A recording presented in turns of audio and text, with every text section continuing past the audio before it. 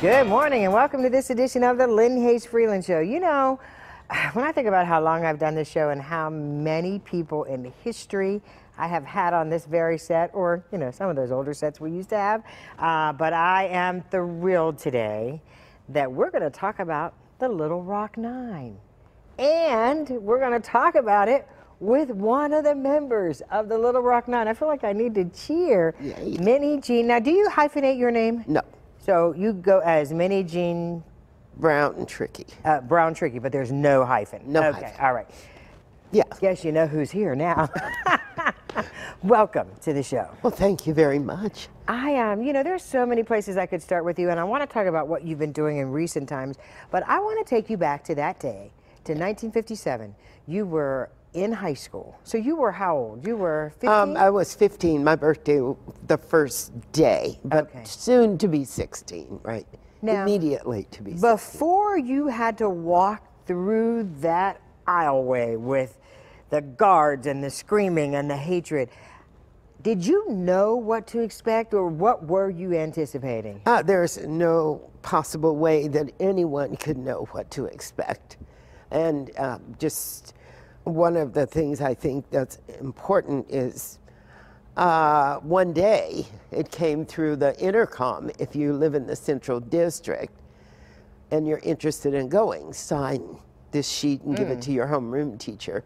So there was a certain frivolity, sort of silliness, and my friends and I put our names on the list. So you know, that's a good lesson. You know, it's really just that little step sometimes that and you don't know what's going to happen. And that's a good way. I mean, I still live that way. Now, did you go home and say, oh, Mom, by the way, I did. I skipped home and said, oh, I signed up to go to Central. And she swallowed and said, oh, we'll see. Because it wasn't possible to anticipate what was going to happen. If we think about Little Rock being at the first, if we'd had Alabama, if there'd been other places where this happened, then there would have been some sense of what might happen. Right. But we could not anticipate what happened. Not in a million years of fantasies, nightmares, any of that. Now, describe for me the night before. The night before, well, actually on Labor Day, Orville Faubus, the governor, announced that he was surrounding the school with Arkansas National Guards, men they were, actually. And he said something like, if integration happens, blood will run in the streets. Still don't know what's going on, but you know that this whole area is cordoned off and they're troops. So guess what? I'm 15. What am I wearing tomorrow? I already knew what I was going to wear. Is this the right thing? Should I change my shoes? Just teen type things. And I think when I think back on that, I think that was a really good space to be in.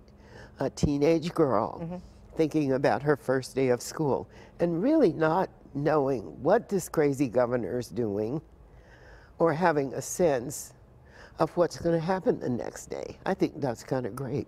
I think it is too, because, yeah, we'll keep going. So you get to school. Now, how did you get to school? So, somehow the school board, or whoever was in charge, the administration of the white school, said they didn't want the black parents to come. Oh, really? On the school ground. Because they thought they would agitate or be agitated? It's hard to know. Okay. It's hard to know. So I remember that my minister, my mother drove me to a place about a block from the school. And my minister said, I'm going with her. And so he and two black ministers and two white ministers walked with us to this half block, because obviously the plot is thickening and people know what's going on. And so we walk to the front of the school, and the guards are standing around, and they'll move aside and allow a white kid to go in. And then when we start to move, they close ranks. Shock, wow. Then the behind is this mob of screaming, hysterical white people screaming hatred, kill them, go back to Africa, you know. Couldn't even really hear. I mean, it's kind of like a sports event with violence, you know. So basically, my memories are being really, really scared in a way, or shaking, because that's how you feel when something like that happens. But when I look at the still photos, I see we're standing there, really kids, and behind us are these grown-ups and people just behaving like monsters. So the way that I think about that is they threw away their dignity and it landed on us.